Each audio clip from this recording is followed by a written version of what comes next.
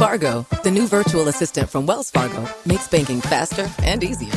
Like this. Fargo, what's my checking account routing number? And this. Fargo, turn off my debit card. And this. Fargo, what did I spend on groceries last month? And that's just the beginning. Do you, Fargo? You can. In the Wells Fargo mobile app. Learn more at wellsfargo.com/getfargo. Terms and conditions apply. Your mobile carrier's availability and message and data rates may apply. Wells Fargo Bank, N.A., member FDIC. Welcome to the Fasting Focus Lifestyle Podcast, episode 19, where we're talking about maybe fasting won't work for you if you feed, goodness gracious, if you meet the following criteria.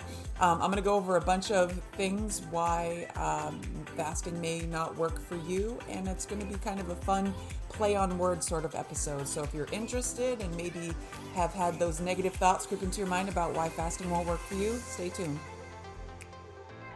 Welcome to the Fasting Focus Lifestyle Podcast, where each week I will be discussing all things fasting and how it can become the most valuable tool in your personal toolkit so that you can live a long, healthy, and meaningful life. I'm your host, Vicki Sharon, and thank you for joining me. Welcome back. So this week's episode is kind of a fun little play on words, I guess, if you could kind of say it. I've had a tremendous amount of positive feedback on the content that I've been sharing so far since the beginning of not just my podcast, but media in general, videos, photos, and little motivational things that I've been sharing since the beginning. Predominantly, I would say by far, the feedback is overwhelmingly positive. But as you know, with anything that receives a lot of positive feedback, there's always bound to be some negative feedback as well. And I want to kind of address that as well in a very non-accusational, kind of a flip positive spin on it. So the first thing I definitely want to cover and talk about is a little bit of an expansion on what I discussed in last week's episode with diet culture and how that sucks. Like I covered that grossly and very much in detail. So if you're interested in hearing a little bit more in detail about why diet culture in general, I feel is very, very lacking and not a very good kind of a culture in general, with just the way that it's all set up to just always sell you something and just making a quick buck. Definitely check out last week's episode. But the first thing I want to talk about, first and foremost, is the mindset that most folks have with that understanding and lifestyle of diet culture, with that quick fix and thinking that it has to be meeting these benchmarks or data points or meeting a certain size or a certain expectation within a certain time period, or comparing yourself to others, or looking for that kind of, again, like I talked about in last week's episode, that quick kind of immediate gratification society that we live in, where, we have the thought of process where, I'm going to do this for a week, a month, and I'm going to make dramatic changes. Well, yes, with fasting and implementation of this lifestyle, there will be some immediate and drastic changes. However, there's got to be this understanding with this lifestyle starting out from day one, is that this is a process that takes time. That yes, we know and understand with this lifestyle that the goal and purpose is to better our health. And we know that a lot of us do this initially at first to better our overall health and weight predominantly. And then when the weight losses maybe aren't as quick and sudden and drastic as we like to think and believe that they are, we beat ourselves up, or we think, oh, this isn't going the way that I want to. So the first little snippet, as I said, fasting is not going to work for you if you have that understanding and mindset that you want the quick fix. You want it now, you want it immediately, you want it in a week, 2 weeks, in a month, and you want to drop it all. Doesn't work like that. Fasting definitely does not work like that. Fasting in itself, and I've discussed this many times before, fasting is the oldest healing modality in history.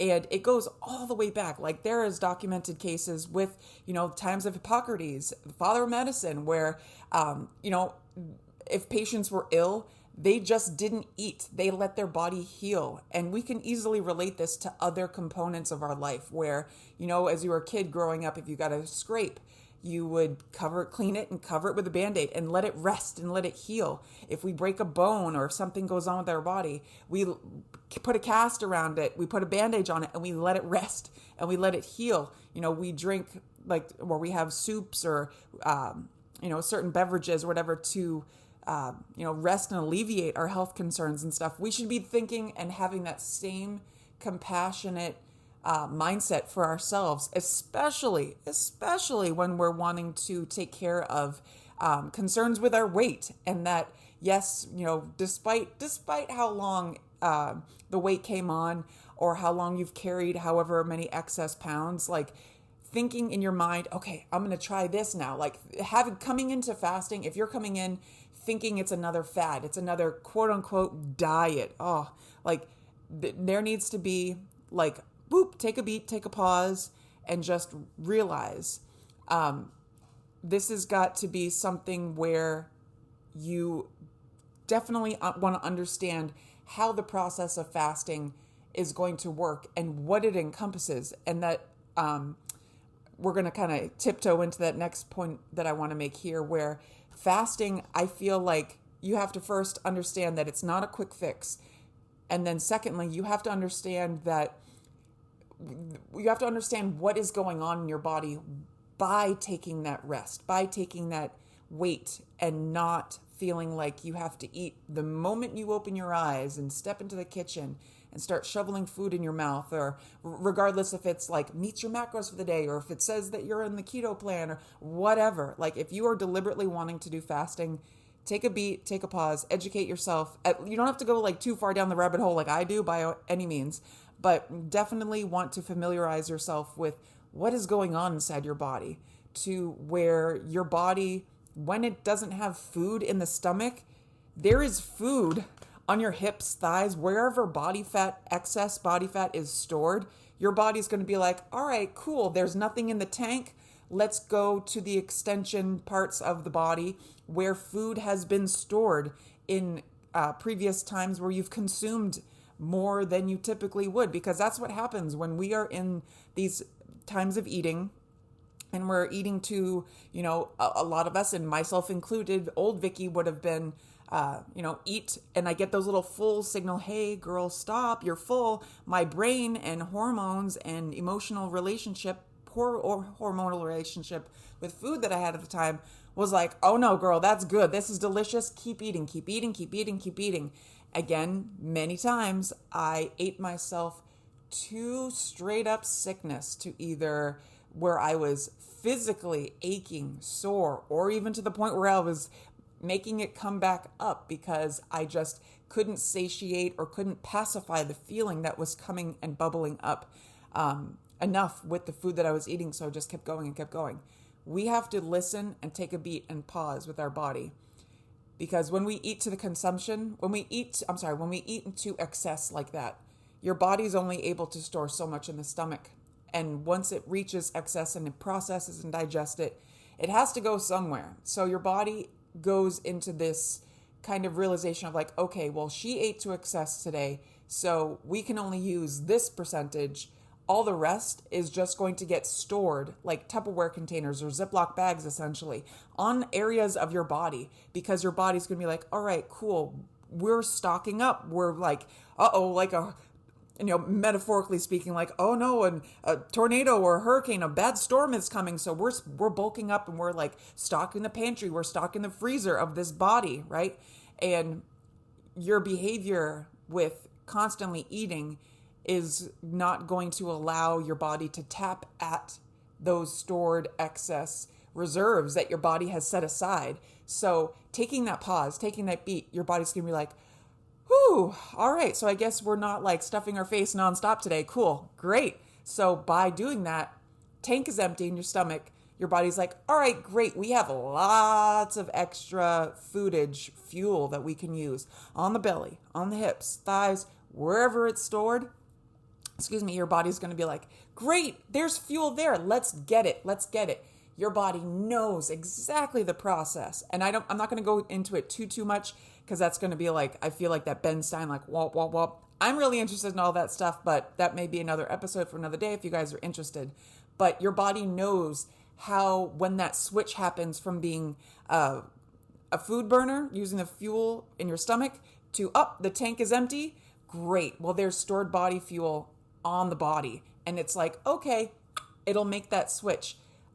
And as a side note, and I've said this before, fat is the preferred form of fuel for your body, whether it's your dietary fat that you're consuming or your body fat, your adipose tissue. Your body loves fat as its primary form of fuel for many, many reasons. I'm not going to go into too much of that today, but just to give you a general idea, in regards to how much energy your body's able to get and use from each gram of whether dietary fat or body fat, for every 1 gram of fat, again, either dietary or body fat, you have 9 kilocalories of fuel for 1 gram, right? Versus the 1 gram of carbohydrates or protein is only 4 kilocalories of energy. So the body loves the preferred form of fuel as fat. Again, whether dietary that we eat or your body fat. Your body loves fat as the primary form of fuel. So a little fat tangent there for you. So knowing the process of what's going on in your body is going to really reinforce and help you to stick with breaking away from having that quick fix mindset that societal diet culture wants to just deeply ingrain in you, that it has to be an external solution, whether a doctor's visits, a consultation with some kind of surgical interventions, as we think that that's our only solution, whether it's a pharmaceutical pill, a fad patch, a powder, below, just garbage drink, whatever, that doesn't need to come to that. It does not need to come to that, because again, the oldest healing modality in recorded human history is fasting. Just if you have body fat, you have fuel. Your body can utilize what is there. If we let it, if we take the beat and pause, breaking away from that mindset that we have to eat from sunup to sundown. That's my little soapbox tangent for those 2 little components. So the next component that I want to talk about, so again, fasting won't work for you if you think that you have to overburden yourself with too many things all at once. If you feel like you have to go fully hard and perfect or not at all. And what I mean by that is I consult with folks all around the world now, and I love it. Big hug to you guys. I have consulted with many folks, and it's very common because, again, this is something that diet culture thinks that it's just, this is how it's supposed to be, and it's not. It's really not. Do not overburden yourself or overcomplicate the process. Again, fasting, I feel, should be something that's commonsensical. It should be something that you simplify and you remove all the static, the noise, the inundation of eat this for breakfast and make sure we have a snack and and make sure you work out and make sure you do this and count the. There was just so much noise. There's so much societal diet culture noise constantly coming at our attention. Again, like I mentioned last week, they're trying to sell you something. They're trying to, sell you on some bullshit fad, quick fix like we just talked about. No. Also, with not overburdening yourself, don't feel like you have to obsess and count calories and macros. If you've done it before and if you thrive on that, if that is I know there are people that are out there that are like, Vicki, no, I love doing this. If you love and find joy and happiness and pleasure in that, cool. I'm telling you, keep going. If that brings you, happiness, contentment, pleasure in the process, and truly intrinsic, calming, meditative kind of joy, by counting macros and obsessively worrying about all that stuff, awesome. But if you are like me and like many other people in the world, counting and obsessing and measuring and entering in all these little data points, and oh my gosh, that is too much.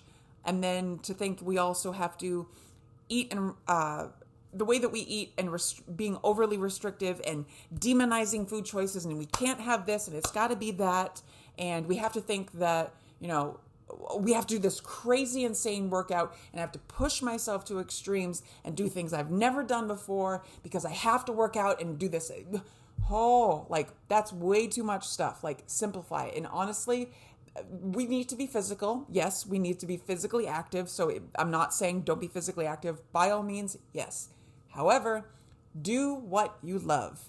Find something within this process by being active, and your dietary food choices should be things that you enjoy.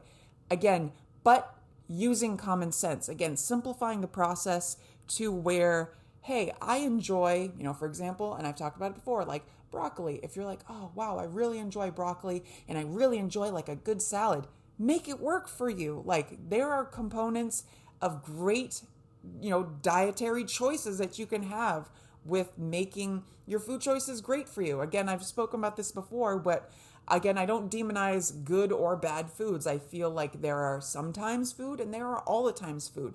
And you can have both. Again, finding the balance that works for you and eating in a caloric deficit, as diet culture tells you to do, is something that can really build and fester that toxic emotional behavior and relationship with food. And that can cause us to really go backwards if we allow it to.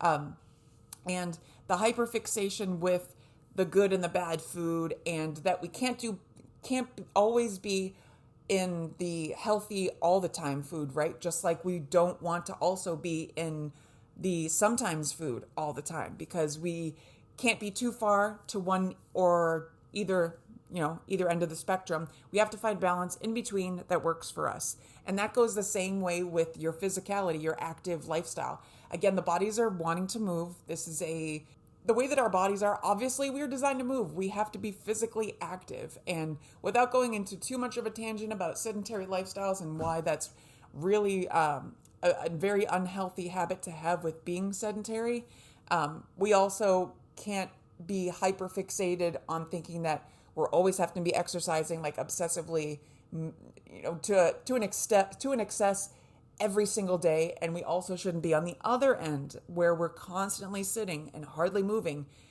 We can't have either end of that as well. We have to find middle ground of where that balance and just maintenance works for us in that level. And honestly, and this is something that I've covered throughout my coursework, especially in this semester as we're finishing up with exercise, with fitness and physiology, and maintaining these kind of active lifestyles for the rest of our life. You have to find that balance for where you're at. And especially if you're wanting to increase your mobility, your flexibility, your strength, your muscular endurance, maybe cardiorespiratory endurance as well. If you have goals maybe of long-term of being able to run a marathon, are you going to start day one by running a marathon? Absolutely not.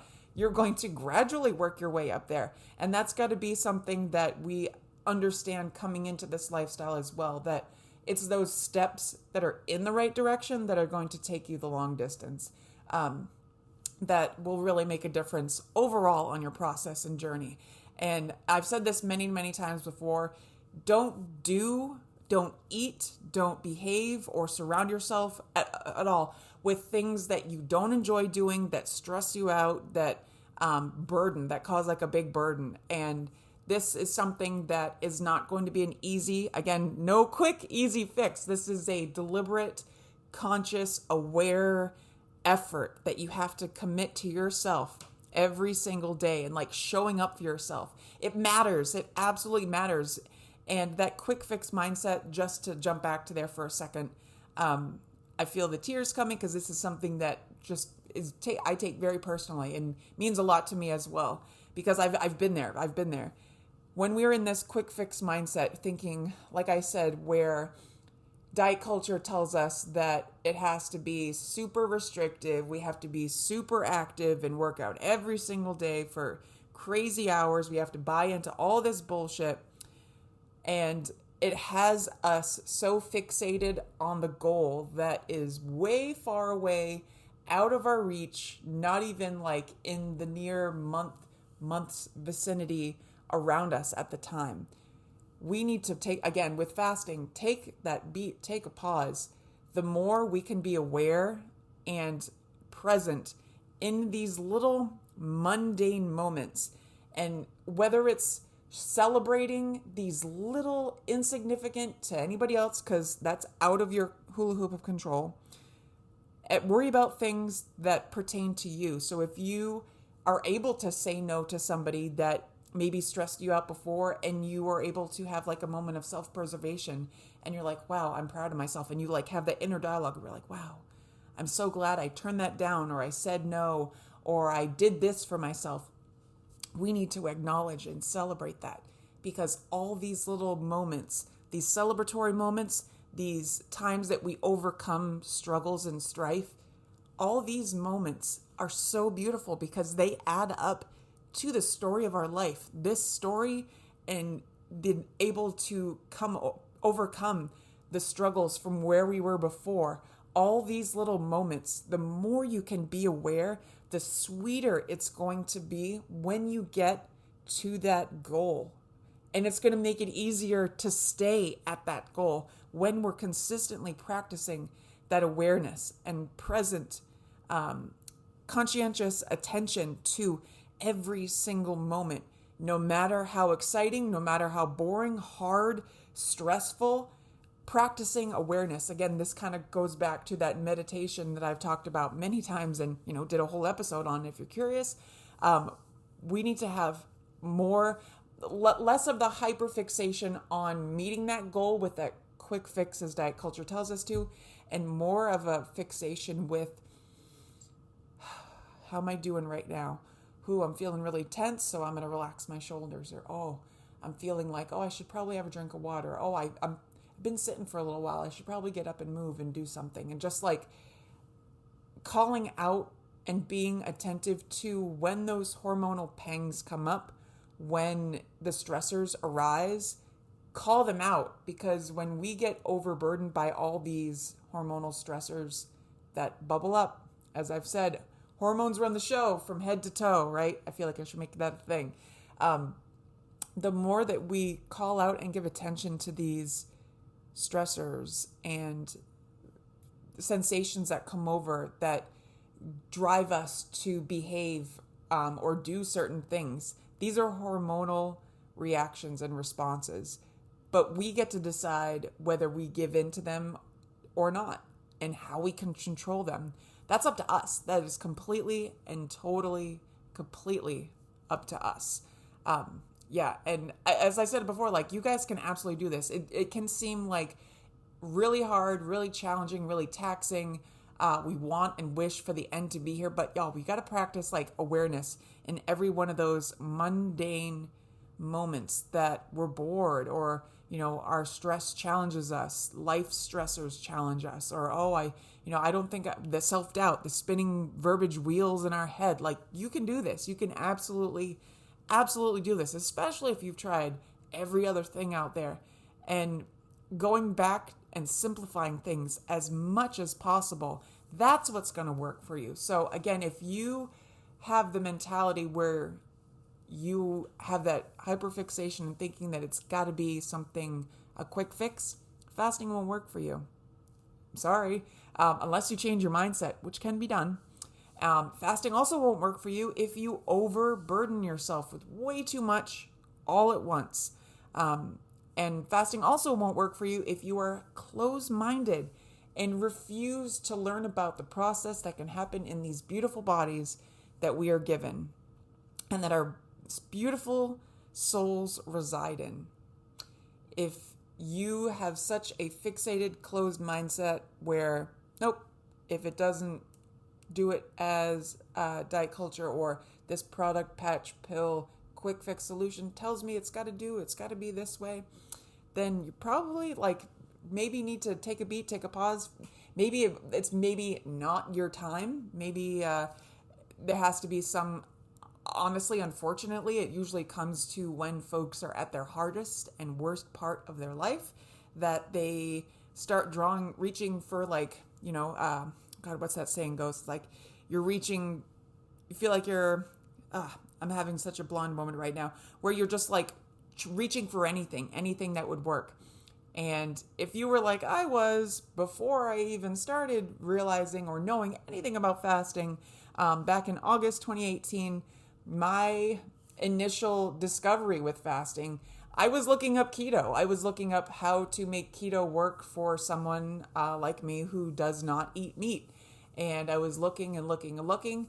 And the thing that caught my attention was a video about a testimonial of a gentleman that did 30 days fasted, only water. And I was thinking in my mind, no freaking way. But man, was that like the best decision to click that video. Because if I didn't, I wouldn't be here today. So that curiosity mindset can actually be something that plays into your benefit as well. And honestly, that compiles onto everything else I was already talking about with having that open growth mindset and understanding that we can break away from that fixation with that quick fix, hurry up and get here. Oh, I can't wait to be size, weight, XYZ, 1, 2, 3, into insert data here. Like, break away from that. Like, that's stressful. It's overcomplicated. And it's just something that I personally feel is not going to benefit each of us long term. And diet culture in general, like, of course, there's all these fads out there that fixate on right now, lose this, do this in this amount of weeks, days, whatever. But you have to also ask yourself, what happens when we get to this weight? Do we still have to use this, quick fix, quick fad, shenanigans, garbage that we were sold? What happens? What happens when you reach this? Because if you don't fix that relationship with food, so fasting won't work for you if you are closed-minded and refuse to work on your relationship with the food that you eat. If you don't want to take a step back and be like, wow, maybe it is what I've been consuming that has also been feeding into why I am the way I am and why I'm unhappy in this body, why I feel stuck, why I'm depressed, miserable, insert, diagnosis or condition here. If you have that hyperfixated, close-minded kind of mentality about not wanting to change, not wanting to budge, fasting won't work for you. If you have that mindset, I'm just going to lay it out. Like, fasting won't work for you if you have a very closed-minded thought, mind, process, behavior. No. If you come into this, like I said, open-minded, willing to learn, willing to try, willing to at least give an honest, true, genuine effort into this lifestyle with what I've said in being compassionate, patient with yourself, understanding that things should be simplified. Yes, of course, we want to get to a smaller size, but there's so many other components, like I've said, deep healing that goes on, that your body truly wants to benefit from, happens. Behavioral things happen. And these all compile and add up so that, again, when you reach, and again, not if, when, y'all, when you reach your end goal with your maintenance weight, maintaining is going to be so much easier than what it would or could be with any quick fix fad that diet culture would try to sell you on. Because you've already taken, fixed, brought attention to, and repaired previous thoughts, feelings, behaviors, lifestyle modifications. You've done all that. It's almost like going to college or university for your body, right? And when you graduate, like, you're ready, like, you're done, you're ready. It's like almost, I guess, in a weird metaphor simile, I don't know which one it would be, when you're in this fasting process. And I feel like, again, this is like my behavior and my mindset and stuff. I'm coming into year 4, like this August will be 4 years that I have been fasting in some form every single day. And I love it. I absolutely love it. And I don't say that to brag. I say that because this is just something I want to reaffirm to every single one of you that has ever doubted yourself or said, oh, that's so tough. I can't do it. If I would have said that it was just a cakewalk and it was so easy, like, no, it's not easy. It is not easy. But I would say it's the easiest, most difficult thing, I guess that's a thing. It's the most easy, hard thing that I've ever done. And yeah, there have been some hard, emotionally taxing times throughout this journey. Yes, I've plateaued. Yes, my weight has stalled. But the thing that I am most proud of is that I did not give up on myself. I didn't throw in the towel. I didn't stop. I didn't just, sorry guys. I didn't give in when things stalled or got stale or still. Like, I know the benefit of this lifestyle. I've seen testimonials from others, from the various channels and things that I've watched. So I know fasting is life-changing. And it was just that present day awareness that I had every single day, knowing bit by bit, step by step, breath by breath, that I was fixing myself. I was fixing my body, my mind, my overall thoughts, behaviors, mindset, everything. Everything can change. And it can be the most beautiful transformation that you ever experience in your whole life. And I mean it, y'all. I'm sorry.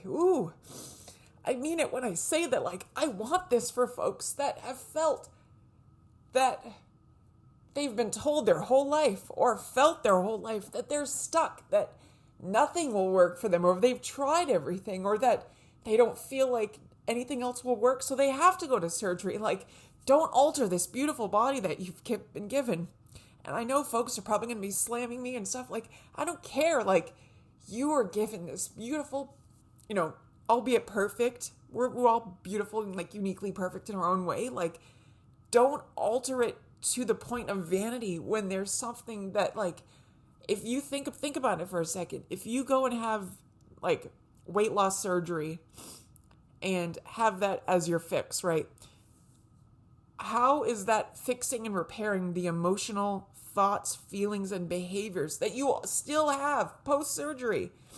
Yes, the surgery is going to make your stomach smaller, and yes, physiologically it's going to make it so that your body loses the weight, but all those thoughts, feelings, emotions, behavior are still there. Still got to work on them. You still got to attend to them. When those emotions and hormonal pangs and stuff come up, they're still going to be there. You can't surgically remove that.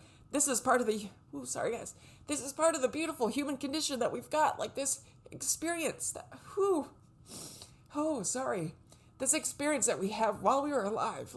We have to take care and attend, and we have to take care of ourselves.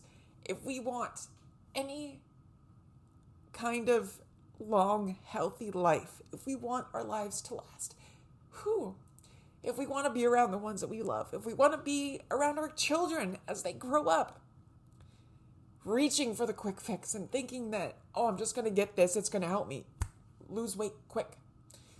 Think about it.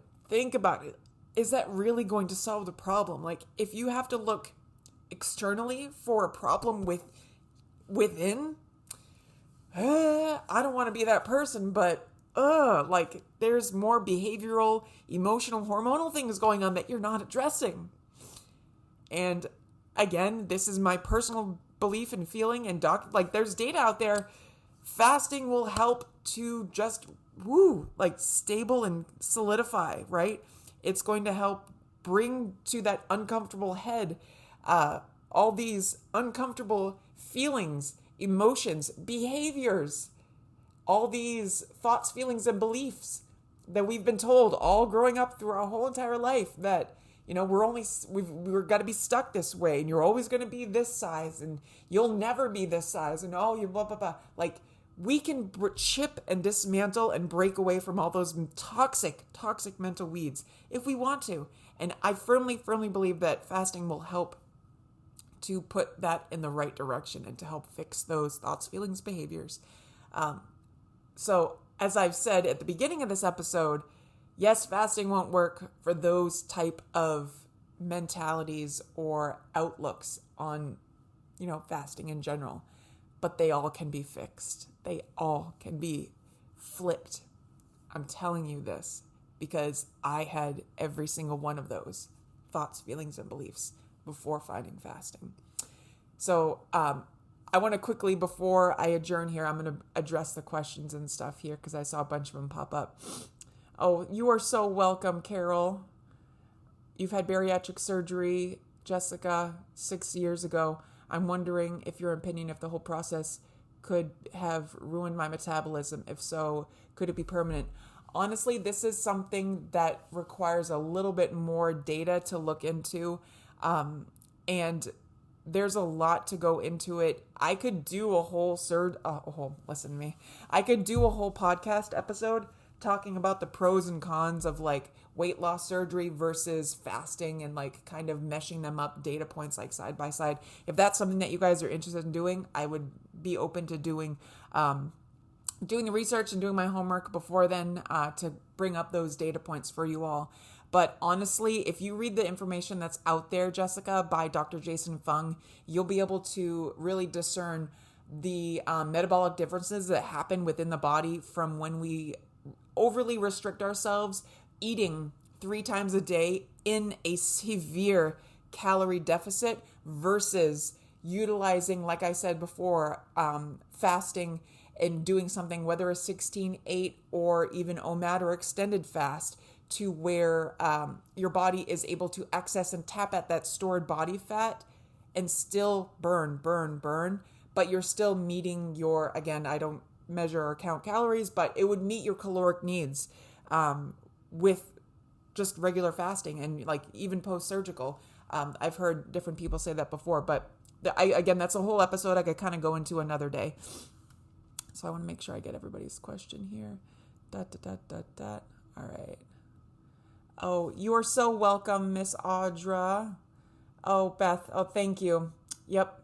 I appreciate that. Yep. Jessica, exactly why I gained back 50 pounds. I don't regret the surgery. It saved my life at that point, but now I feel like shit because of the 50 I gained back.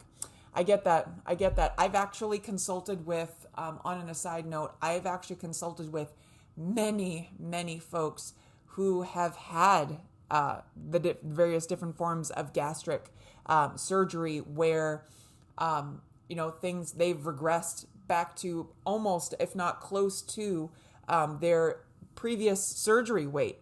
And that to me is like, well, there's a behavior component in there that wasn't addressed. There wasn't tended to. And again, this is my very personal opinion. I feel like coming into, yes, I know with the thoughts and research and mindset and the preparation and everything going into surgery, I feel like if we don't very awarely, listen to me, Vicky, I'm not in it. If we don't bring attention to the behaviors that got us to the point of needing surgery, then we're only hurting ourselves. Like the behaviors, the thoughts, the feelings, the emotional turmoil, the verbiage that spins in our head, we have to address that. We have to. And it's something that it's going to be with us for the rest of our life. And I've said it many times before with meditation, we can absolutely just keep things regulated and balanced with, even in maintenance, we can do that. It's something that I wish everybody would realize this. I wish it was more mainstream, but again, as I've said in previous episodes as well, there is no money to be made from people maintaining and sustaining their own health, the natural, real, healthy way. With the companies trying to make a buck and sell you something, whether it's the fads or, surgery where it doesn't last long term. And I've seen it all. It's extremely unfortunate, but I've seen it all. Thank you, Farnaz. I'm sorry if I mispronounced your name. You are still fasting or return back to normal lifestyle. I actually personally, I still fast in some form every single day. Tonight's dinner was an OMAD, a 1 meal a day. OMAD is one of the terms where you eat once a day. And for me, I like to alternate back and forth, whether it's a 16-8 or an OMAD or whatever in between. And I made spaghetti squash. My kids love spaghetti squash. And we had that with a salad and it was great. And being able to just make that work for me, have what I love to eat and just works best in my lifestyle. it's a no-brainer. Again, making things as commonsensical as possible is what works for me. Is what truly works for me. Farnaz, before I've actually talked about the different workouts and physical activity that I do, my personal preference is I like to do lots of like body weight resistance exercises, whether it's yoga, planks, this really great term that I discovered from a guy on social media who's a physical therapist or physical trainer. He has this term called micro workouts. So honestly, with the term micro workouts, it just essentially means that you're utilizing any time that you're standing still or potentially seated, sedentary, and making that into where you're physically moving your body. You don't have to, again, it's not like, P90X by any means, but it's putting the motion and movement in your body. And I have it written up there for a reason, because he said it when I first started following him, and I was like, this is gold. This is absolute gold. And it says, motion is lotion. And I've said this before, and I reaffirm this, like I tell this to myself every single day in the morning. If I'm aching, if I'm sore, if I'm hurt, if my joints or muscles hurt, that's a signal and a communications method to me and my body that we need to move. We need to move, whether it's, I can feel right now, like I get excited sometimes when I do these podcasts and my shoulders get really tense. So sometimes I'll like do some rotating shoulders, or I'll move my arms in certain ways. But I feel like if I don't move it, I'll lose it. And that's a thing for a reason, right? We have to move this beautiful body that we live in. We have to take care of it. And that's treating it right, not shoving toxic, frankenfoods down it, moving it, thinking and having those feelings be balanced and listened to, hormonal pangs managed, relax when things get stressful and tough. But it's like, again, balance. It's an absolute balance. We can do this. Progress is better than perfection. That's all I'm going to say about that.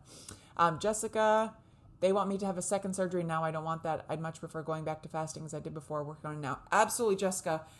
Jessica, if we've not connected, reach out to me and I will, if you have not connected with me, I do for the time being, because I'm actually trying to put additional money for bills and all this stuff aside before I go to my trip for Greece, which I'm going to be studying for my degree that I'm pursuing and I'm super, super excited about. I'm going to be studying health and longevity of life in Greece, in this area called the Blue Zones. And I mentioned it before, the Blue Zones are just a handful of areas. I think it's about 5 spots in the world where the healthiest citizens live. And these folks that live there, they're called centenarians. And these centenarians live, as the term means, living to an average age of 100 and even beyond 100.